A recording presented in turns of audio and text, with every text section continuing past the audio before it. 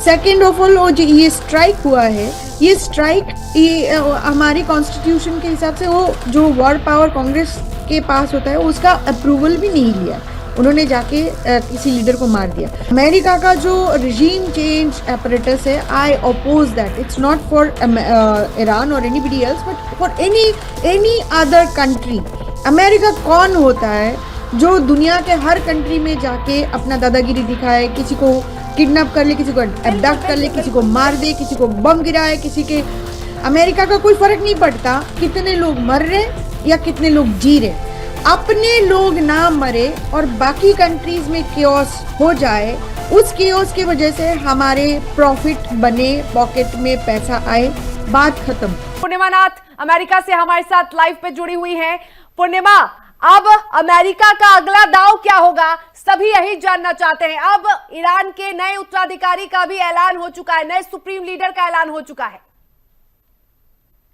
देखिए, पहले तो मैं ये बोलना चाहूंगी कि यहाँ पे जो अमेरिका ने जो खामेनी को मारा है उसका जो प्रतिक्रिया आप देखेंगे, ये सिर्फ ईरान की प्रतिक्रिया नहीं होगी, क्योंकि ये खामेनी जो है वो कोई पॉलिटिकल लीडर नहीं थे, सिर्फ वो रिलीजियस लीडर थे, कल्चरल आइकॉन थे, वो जियोपॉलिटिकल एक मिसाल था।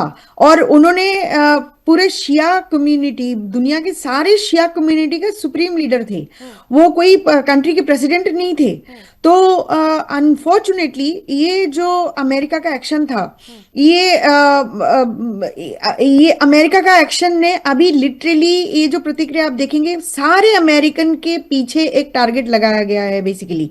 ये डोनाल्ड ट्रंप को मैं इसके लिए मैं दोष देना चाहूंगी। He is the primary reason today जो मिडिल ईस्ट में प्रॉब्लम तो होगा ही, लेकिन दुनिया में भी प्रॉब्लम होगा, और एक एंटी अमेरिकन सेंटिमेंट जो आपने कुछ सालों में देखा है वो बढ़ेगी, first of all. Second of all, जो ये स्ट्राइक हुआ है, ये स्ट्राइक हमारी कॉन्स्टिट्यूशन के हिसाब से वो जो वर्ड पावर कांग्रेस के पास होता है उसका अप्रूवल भी नहीं लिया है। उन्होंने जाके किसी लीडर को मार दिया। चलो, एक बात होती है कि वो अप्रूवल होगा, मिलेगा या नहीं मिलेगा, मिल जाएगा, क्योंकि रिपब्लिकन पार्टी उस कांग्रेस की अभी मेजॉरिटी है, तो मिल जाएगा। That is not the question. The question जो मेरा है कि ये लीगल था, ये जो अटैक था अमेरिका का, ये लीगल था या इलीगल था, ये एथिकल था या अनएथिकल था, ये क्वेश्चन कोई नहीं पूछेगा मेरे सिवा। थर्ड ऑफ इशू यहाँ पे जो है, आई ऑलवेज अपोज अमेरिका का जो रिजीम चेंज apparatus है, I oppose that. It's not for Iran और anybody else but for any other country. America कौन होता है जो दुनिया के हर कंट्री में जाके अपना दादागिरी दिखाए, किसी को किडनैप कर ले, किसी को अबडक्ट कर ले, किसी को मार दे, किसी को बम गिराए, किसी के ऊपर 30 बॉम्ब गिरवाए, किसी को निकाल के आउट करके रिजीम चेंज करवा दे, अपना पपेट बिठा दे। कौन होता है America? At the end of the day हमें पता होना चाहिए कि अमेरिका कौन है और अमेरिका पिछले 100 साल में क्या किया है।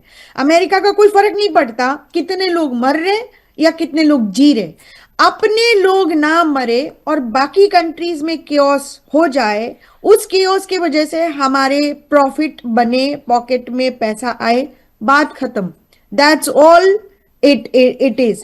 एंड प्रेसिडेंट ट्रंप जो है, मैंने जी पूर्णिमा जी, आपने कहा कि ये जो सवाल है, मेरा भी एक सवाल है। सवाल यह है कि जिस तरीके से हमले हो रहे हैं, पहले वेनेजुएला की स्थिति हमने देखी, अब हम ईरान की स्थिति देख रहे हैं, क्या ट्रंप के लिए एक यही वजह थी, क्या वजह थी कि ईरान में इस तरीके से हमला किया गया, इजराइल का साथ दिया गया, ईरान के सुप्रीम लीडर को बहुत दिनों से मारने की कोशिश हो रही थी। 2024 में भी हमने देखा था, 12 दिनों का जंग छिड़ा था, उसमें भी ईरान को नुकसान हुआ, फिर से उन्होंने जंग छोड़ दिया।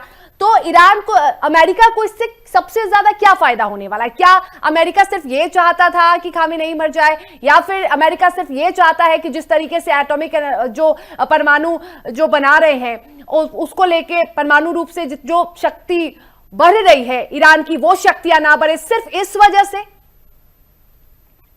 पहले तो बात यह है कि उनके पास क्या प्रूफ था कि बना रहे, और ईरान ने खुद बोल दिया था कि हम बना नहीं रहे। ऊपर से अमेरिकन, मेरे ख्याल से तुलसी कबाड़ का भी एक पुराना स्टेटमेंट है जिसमें उन्होंने बताया था कि ईरान के पास कोई न्यूक्लियर वेपन नहीं है। तो आप मुझे बताइए किस लिए ईरान के ऊपर अटैक हुआ है? बिल्कुल अगर यही सवाल है ईरान के ऊपर कि आप अगर अटैक कर ईरान रहे ने हो, कह दिया कि हम वो एटम नहीं बना रहे हैं जिसको लेकर आप इतने चिंतित हैं, 2024 में भी यही बात हुई थी कि ईरान गलत तरीके से कहा जा रहा था कि एटॉमिक एनर्जी का इस्तेमाल कर रहा है, लगातार उस पर आरोप लग रहे थे। ईरान ने कहा था कि हम ऐसा कुछ भी नहीं करें, उसके बाद भी इस तरीके से हमला किया जा रहा है, तो क्या ये सही है? वही तो मैं आपको क्वेश्चन पूछ रही हूँ ना, बिल्कुल आपको मैं बिल्कुल ये भी बता रही हूँ एज ए बिल्कुल। American citizen. आज मुझे ये नहीं पता है कि एक्चुअली ईरान के पास न्यूक्लियर वेपन था या नहीं था। अगर नहीं था और उन्होंने एग्रीमेंट की करीब थे, और लिटरली अल जजीरा हो कई और आउटलेट में खबर भी छपी हुई थी कि ईरान के साथ डील होने का, it's very near to deal. अगर वहां तक पहुंच गए हो तो फिर अटैक क्यों किया? तो किस लिए अटैक किया हमें पता नहीं, लेकिन हमारे ऊपर बहुत सारे एजेंडा डाल दिया है। ओ ह्यूमन राइट्स का इशू है, ओ न्यूक्लियर वेपन का इशू है, ओ बैलिस्टिक मिसाइल का इशू है। भाई आप मुझे बताइए, अगर इसराइल का एग्जिस्टेंशियल खतरा है तो ईरान का भी एग्जिस्टेंशियल खतरा है। अगर आपने यस्टरडे आपने बता दिया कि पाकिस्तान को राइट टू डिफेंड है, तो ईरान को भी राइट टू डिफेंड होना चाहिए, इसराइल को भी राइट टू डिफेंड होना चाहिए। वो अपने आप देख लेंगे उनको क्या करना है। आप क्यों वहां पे गए हो जबकि प्रेसिडेंशियल कैंपेन में आपने हमें बताया कि नो न्यू वॉर होंगे? आपने जाके अभी जंग छेड़ दिया, कोई क्लियरिटी नहीं है। अभी लिटरली वॉल स्ट्रीट जर्नल बोल रहे कि पहले वो लोग हमला करने वाले थे इसीलिए हमला किया। तो अभी ये प्रोपेगेंडा बनाएंगे अमेरिका की एक्शन को जस्टिफाई करने के लिए, ग्लोबली दिखाने के लिए। सो ये जो एजेंडा है अमेरिका का, जो रिजीम चेंज का जो अपैरेटस है, जो एजेंडा है, जो प्रोपेगेंडा चलता है, आज से नहीं चल रहा है, 200 साल से चल रहा है, ये चलता ही रहेगा। It is because they want control on oil of Iran. At the end of the day oil control करना है, उनका एक्सट्रैक्शन पे कंट्रोल करना है, प्रॉफिट वहां से बनाना है, फिर आपकी जो सप्लाई चेन है उसको उसके ऊपर कंट्रोल करना है, और रीजन पे डोमिनेंस रखना है। American dominance is the final goal, और वो करेंगे थ्रू प्रॉफिट, करेंगे थ्रू पॉकेट, और अपने पे भी रखेंगे, और हमारे यहाँ पे लोगों को बोलेंगे हम सुप्रीम कंट्री है।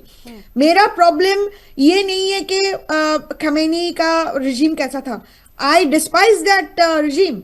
वो एंटी वुमेन है, वो हिजाबी एक मुल्ला रिजीम है, वो उन्होंने बहुत सारे ह्यूमन राइट्स का इशू किया, मॉडर्न लेकिन मेरा ईरान को क्वेश्चन खत्म कर दिया खामेनेई ने। कई लोग इस बात मेरा पे भी विरोध सिंपल देते क्वेश्चन, हैं। हाँ जी, मेरा सिंपल क्वेश्चन है और फाउंडेशनल क्वेश्चन है। अमेरिका कौन है जो दूसरे कंट्री में जाके डिक्टेट करने लगे और दूसरे कंट्री को सिखाने लगे उनको कैसे चलना है, उनके हिसाब से चले सारे country? The problem isn't what Khamenei has done to their people. I feel for them and I wanted that mullah regime to change, but that is for their people. उनके लोग चेंज करना है। आप कौन होते जाके वहां पे बम गिराने वाले? बिल्कुल बिल्कुल पूर्णिमा ठीक है, लेकिन आपको ये क्वेश्चन भी पूछना चाहिए, ट्रंप ने क्यों किया? आपने किया है ये क्वेश्चन, ट्रंप ने क्यों किया? मेरे ख्याल से देयर आर टू रीजन। एक रीजन है ऑब्वियसली यहाँ पे ट्रंप का जो पोल है, इंटरनल पोल है, और हमारी इलेक्शन आने वाली है 26 नवंबर में, मिड टर्म्स, उसमें वो जीतने के लिए कुछ भी करने के लिए तैयार है। लिटरली 2011 से 2013 तक आप अगर उठा के देख लीजिए, डोनाल्ड ट्रंप का काफी सारे ट्वीट है जो उन्होंने बताया था कि Barack Obama is going to attack on Iran to win election. Obama ने अटैक नहीं किया है डोनाल्ड ट्रंप ने। डोनाल्ड ट्रंप का जो यहाँ पे इंटरनल पोल है, it is abysmal, literally it's not working for him. So उनको पता है mid term is going to be tough for him and हमारे पार्टी के लिए। तो war is the only option in solution. War अगर करेंगे, अमेरिकन का एक आप देखेंगे जोश, वॉर कहीं पे भी छिड़ जाए उनके लिए एक एड्रेनलिन रश होती है, उनको अच्छा लगता है, उनको लगता है कि हमारा डेमोन्स्ट्रेशन हो रहा है, हम सुप्रीम कंट्री है, हमारा पावर दिखाएंगे, हमारा स्ट्रेंथ दिखाएंगे, लेकिन लोग मारेंगे किसी और कंट्री की। यही सिचुएशन है अमेरिका की आज।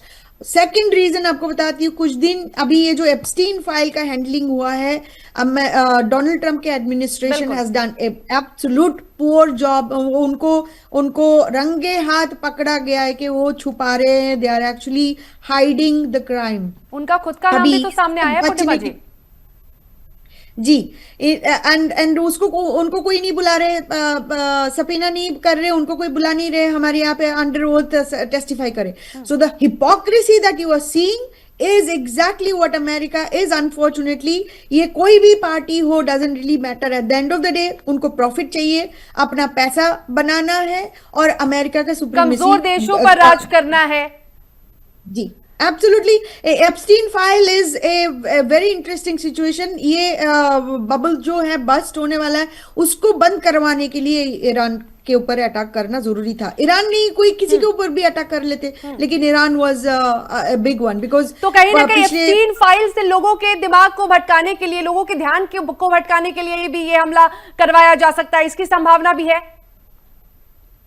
करवा तो दिया है ना ईरान के ऊपर अटैक। मतलब ये वजह भी हो सकती है कि एप्स्टीन फाइल में जिस तरीके से डोनाल्ड ट्रंप का नाम बहुत प्रमुखता से सामने आ रहा था, कई बार फाइल में उनका जिक्र किया गया है और ऐसे में उन पर कई सवाल उठ रहे थे, चुप्पी साध रखी थी उन्होंने और उसके बाद उन्होंने तुरंत इजराइल का साथ दे दिया, ईरान पर हमला कर दिया। ये domestic politics is what you saw executed in Iran in foreign policy में। ये जो आज का वॉर था, it has nothing, I don't think Iran के पास न्यूक्लियर वेपन था या बनाने वाले थे या बना रहे थे, जो भी पिछले कई साल से बोल रहे थे। इवन तुलसी कपाट का भी बोला था ना, नहीं था। तो the point I am trying to tell you is that अगर एविडेंस आपने नहीं दिया, वो इराक में जैसे किया है ना WMD, weapon of mass destruction, उसके बाद जाके वहां पे लिटरली अमेरिका की वजह से इराक में आपने बोल के गए कि वहां पे सेफ्टी के लिए जा रहे हो, वहां पे लोगों को बचाने के लिए जा रहे हो, आपकी वजह से 650,000 लोगों का कत्ल हुआ है, आपकी वजह से 5 मिलियन लोगों का डिस्प्लेसमेंट हुआ है। जितने लोग मरते उससे ज्यादा लोगों का इम्पैक्ट होता है, क्योंकि वो जिंदा होते हैं उनको और ट्रॉमा को लेके वो जीना होता है उनको। तो आप ये नहीं कहे कि सिर्फ 650,000 लोग मारे गए, जो जिंदा थे उनके ऊपर भी ज्यादा ट्रॉमा होती है। तो ये बात भी हमें कई छात्र हैं, कई बेगुनाह बेकसूर लोगों की जान जा रही है इस जंग के वजह से। बिल्कुल। और इसमें अभी जो बड़ी है ये जंग बेसिकली एक टारगेट लगाया है, हर अमेरिकन के पीछे एक टारगेट लगाया गया, बिकॉज ये खमेनी सिर्फ पॉलिटिकल लीडर थोड़ी थे, वो तो रिलीजियस लीडर थे ना। तो इनके जो शिया कम्युनिटी है, ग्लोबल शिया कम्युनिटी अभी रिटालिएट करेंगे और Muslim community in general retaliate करेंगे। तो ये आप एक फेथ लीडर के उठाने की सोच रहे हो, ये वेनेजुएला का मादुरो थोड़ी है। तो ये जो कहीं ना कहीं वेनेजुएला मॉडल लाने की कोशिश ईरान में कर रहे थे, लेकिन ईरान की ये नीति है कि हम झुकेंगे नहीं, सर कटा लेंगे लेकिन सर नहीं झुकाने वाले हम, चाहे हमारे पास कितने भी कम हथियार ना हो, लेकिन हम सर नहीं झुकाएंगे, हम भले मारे जाएंगे पर हम सीना तान के मरेंगे। ये अभी ईरान इस विचारधारा पे चल रहा है और कहीं ना कहीं ट्रंप को ऐसा लगा था जैसे कि वेनेजुएला में हुआ था, तुरंत चुपचाप राष्ट्रपति को गिरफ्तार कर लिया गया, तुरंत उनको अगवा कर लिया गया, वो ऐसा ही कुछ सोच रहे थे शायद। लेकिन वेनेजुएला मॉडल वहां पे अप्लाई कैसे हो सकता है? Iran is much more stronger country और ऊपर से आयतुल्ला 40-50 ऑलमोस्ट 47 ईयर्स तक उनको तंग करके रखा हुआ है। तो आयतुल्ला को हटाने के लिए तो वो पहले दिन से ही तैयारी बना रहे थे, ऑलमोस्ट 50 साल लग गया। लेकिन अभी हुआ क्या है इसमें, अगले 50 साल का पे जो है अमेरिकन लोगों का वो सेट हो गया, क्योंकि वो हर रोज एक एनिमी को ढूंढते हैं ना, कि हमारा चाइना भी एनिमी है, रशिया भी एनिमी है, इंडिया भी एनिमी है, वेनेजुएला एनिमी है, सब शत्रु है उनकी। और शत्रु नहीं बनाएंगे तो उनके यहाँ पे खाना कैसे खाएंगे? शत्रु नहीं बनेगा तो हथियार कैसे बेचेंगे? हथियार नहीं बेचेंगे तो कॉर्पोरेट कैसे पैसा बनाएगा? कॉर्पोरेट पैसे बनाएगा नहीं तो यहाँ पे कॉर्पोरेट ओलिगार्की का दबदबा कैसे रहेगा? तो ये सारे बिजनेस और प्रॉफिट के साथ कनेक्टेड है, ये वॉर आइसोलेटेड नहीं है। और ये डिस्टेबलाइजेशनल एफर्ट जो अभी अमेरिका और डोनाल्ड ट्रंप ने किया है, ये आइसोलेटेड नहीं है, this is a bigger agenda. उनको पीस चाहिए ही नहीं था, उनको चाहिए था डिस्टेबलाइजेशन, उनको चाहिए ही था वहां पे केओस बने, केओस में पैसा बने, अमेरिका का रूल दबदबा बनता रहे। That's all about it. They don't care about anybody else. आप मरे मैं मरूं, उनको कोई फर्क नहीं पड़ता। बिल्कुल। अब ऐसे में खबर ये आ रही है पूर्णिमा जी की जो चाइना है उसने दखल दे दी है। चाइना ने ऐलान किया है कि तुरंत ईरान पर जो हमले हो रहे हैं उसे बंद कर दिया जाए। अगर चाइना आ जाता है मेन फुट पर, तो क्या अमेरिका की मुश्किलें बढ़ सकती हैं? क्या इजराइल की मुश्किलें बढ़ सकती हैं? हो सकती है, ऑब्वियसली हो सकती है। At the end of the day China was the main course ना। ये ईरान हो, रशिया हो, वेनेजुएला, ये तो ये लिटरली छोटे छोटे एपेटाइजर के जैसा वो अमेरिका खाना चाहते थे, लेकिन टाइम लग गया। इवन रशिया को बिजी रखने के लिए उन्होंने 4 साल लगा दिया ना। अगर वॉर बंद करवाना होता, पीस प्रेसिडेंट एक्चुअली होता, तो अभी इनका एक्शन ये होता ही नहीं था। ईरान के ऊपर ऐसे अटैक नहीं करते अगर वो सच में पीस प्रेसिडेंट होते। तो unfortunately he is not a peace president, he is actually ये वॉर उनको प्रेसिडेंट। लगता है, और उनको ये भी लगता है कि उन्हें नोबेल पीस अवार्ड जो है वो मिले राष्ट्रपति डोनाल्ड ट्रंप को। ऐसा उनको लगता है कि वो हर देश में पीस, शांति फैलाते हैं बेगुनाहों को मारकर, या फिर किसी भी देश पर अचानक से यूं हमला करके बेगुनाहों की जान जाती है, किसी भी राष्ट्रपति को एकदम से रातों रात अगवा कर लेना। तो ऐसे में उनको लगता है कि उन्हें नोबेल पीस प्राइज मिल सकता है। वो तो काफी सारे लोग आपके इंडिया के काफी सारे लोग उसको जोक समझ रहे थे, बोल रहे थे कि वो सीरियस नहीं है। मैं तो पहले दिन से बोल रही हूँ, he whatever he says you have to take it as a face value, because he is very serious even if it looks like as if it is a joke. आज तो सिर्फ वो नहीं है, वो तो कह रहे कि थर्ड टर्म के लिए वो लड़ेंगे यहाँ पे। So unfortunately we are going through a massive issue over here. And we have to be really careful. जो retaliation आने वाली है, that is not going to be pretty in the world today. बिल्कुल, उन्होंने कहा है कि जब तक जरूरी होगा तब तक जंग जारी रहेगा। क्या लगता है क्या जरूरी है ट्रंप के लिए? ये समझना थोड़ा मुश्किल है, और इजराइल भी अब इसमें कह रहा है कि जब तक जरूरी रहेगा, जब तक आवश्यक रहेगा, तब तक हम ईरान में ऐसे ही जंग करते रहेंगे, हमला करते रहेंगे। अभी आपको याद है अमेरिका ने डिफेंस डिपार्टमेंट जो है उसको रीनेम करके डिपार्टमेंट ऑफ वॉर बना दिया था। उनका क्या मकसद था? उन्होंने ये बताया था एक्चुअली कि वॉर में ताकत ज्यादा है, डिफेंस में ताकत नहीं है, डिफेंस इज यूजलेस। तो उनका एजेंडा यही था, हमें बेवकूफ बनाया गया था पहले पहले कि वो पीस प्रेसिडेंट है, वो कोई नया वॉर शुरू नहीं करेंगे। आपको याद है तुलसी गाबार्ड ने भी काफी सारे स्पीचेस में ये बताए थे कि प्रेसिडेंट ट्रंप वॉर नहीं शुरू करेंगे, वो नया वॉर शुरू नहीं करेंगे, और कमला हैरिस जो है नया वॉर शुरू करेंगे। इसीलिए उन्होंने पार्टी छोड़ के, अपना डेमोक्रेट पार्टी छोड़ के हमारे रिपब्लिकन पार्टी में भी आ चुके थे। लेकिन अनफॉर्चुनेटली उनके सारे पुरानी जो क्लिप्स है अभी वायरल होने वाली है। जो पार्टी नया पार्टी में आए थे, जहां पे बोले थे प्रेसिडेंट ट्रंप वॉर नहीं छेड़ेंगे, वो ही जाके नया वॉर छेड़ दिया। आज एक नहीं, काफी it's a lot of other countries अभी लिटरली क्यूबा को बोल दे के फ्रेंडली टेक ओवर करेंगे, कनाडा को बोल रहे थे ग्रीनलैंड को भी कब्जा जमाना चाह रहे हैं। जी, हर जगह में अपना दबदबा लगाना है और अमेरिकन सुप्रीमेसी दिखाना है। सो ये हो रहा है, and this is a reality. Unfortunately अगर इस बार हमारा इलेक्शन 2026 नवंबर में होगा या नहीं होगा मुझे नहीं मालूम, लेकिन अगर होगा, अगर सही तरह होगा और फेयर होगा और फ्री भी होगा, तब देखा जाएगा सचमुच में हमारे पार्टी के लिए कितने डिफिकल्ट है ये। बिकॉज पिछले 1 साल में काफी सारे इलेक्शन जो यहाँ पे हुई है, डोनाल्ड ट्रंप और हमारे party, we actually lost and ये रेटोरिक के वजह से ये सब हो रही है। लेकिन जो मागा बेस है डोनाल्ड ट्रंप की, जो व्हाइट क्रिश्चियन नेशनलिस्ट बेस जो है, उनके लिए Donald Trump is like a god. वो डिवाइनली ऑर्डेन्ड एक गॉड के जैसा है, जो वो कहेंगे वही सही है।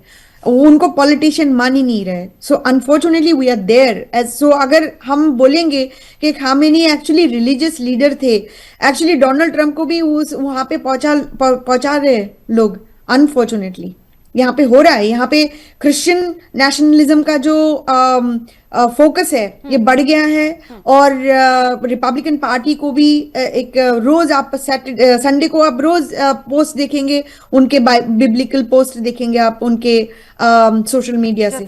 हर Sunday. So this is a religious movement they are trying to do and make this country as a Christian nationalist country. ये सिर्फ पॉलिटिकल बात नहीं है, religion is part of it. चलिए, बिल्कुल. तमाम बातचीत के लिए पूर्णिमा जी आपका बहुत बहुत शुक्रिया.